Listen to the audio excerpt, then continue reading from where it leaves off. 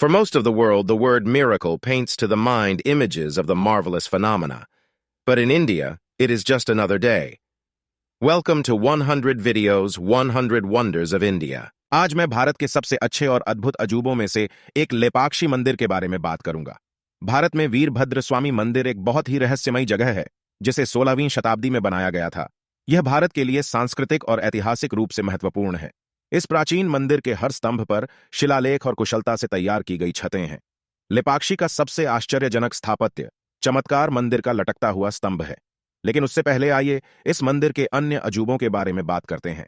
Number 1, मंदिर से लगभग 200 मीटर की दूरी पर एक बहुत बड़ा नंदी शिव का पर्वत है, जो पत्थर के एक ही खंड से उकेरा गया है, जिसे दुनिया में अपने प्रकार का सबसे बड़ा कहा जाता है।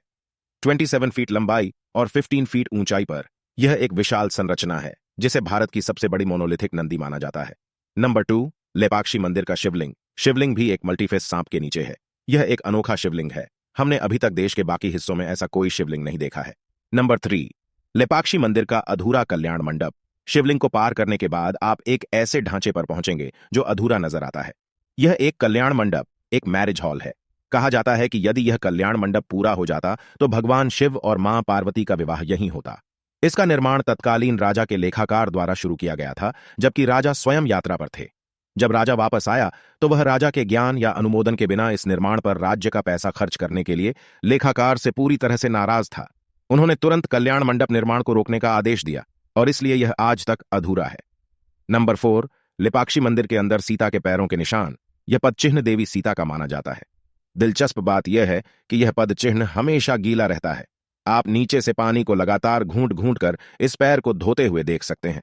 हालांकि इस पानी के स्रोत का पता नहीं चल पाया है, फिर भी यह माना जाता है कि चूंकि यह दिव्य देवी का पद चिन्ह है, इसलिए पानी जादुई रूप से उनके सम्मान के संकेत के रूप में प्रकट होता है और आप पानी को सुखाने या पोंछने की कोशिश कर सकते हैं। यह धीरे धीरे वापस अपनी जगह पर रिसता है।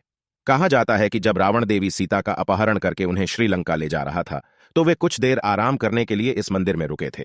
ऐसा माना जाता है कि यह पद चिन्ह का स्रोत है जो मंदिर परिसर के फर्श में देखा जाता है। और अंत में 5वें नंबर पर लेपाक्षी मंदिर का हैंगिंग पिलर, एक स्तंभ है जो पूरी तरह से जमीन पर नहीं टिकता है। विजयनगर शैली में पत्थर के इस शानदार 16वीं शताब्दी के मंदिर में लगभग 70 स्तंभ हैं, लेकिन यह सबसे प्रसिद्ध है और प्राचीन और मध्यकालीन भारत की इंजीनियरिंग प्रतिभा के लिए एक गौरव है। इस अद्भुत स्तंभ के माध्यम से एक कागज या कपड़े का एक पतला टुकड़ा खंभे के नीचे से गुजारा जा सकता है और वह दूसरे छोर पर बिल्कुल बिना किसी बाधा के निकल आता है। इसे भारत के आश्चर्यों में से एक माना जाता है। लेकिन सवाल यह उठता है कि प्राचीन लोगों ने एक विशाल स्तंभ का निर्माण कैसे किया, जो गुरुत्वाकर्षण को धता बताकर हवा में लटका हुआ है। तो इसका उत्तर प्राचीन भारतीय सभ्यता है, जो हमारे वर्तमान समय से बहुत आगे है। तो यह है लेपाक्षी मंदिर के अजूबों की कहानी। देखने के लिए आपका धन्यवाद।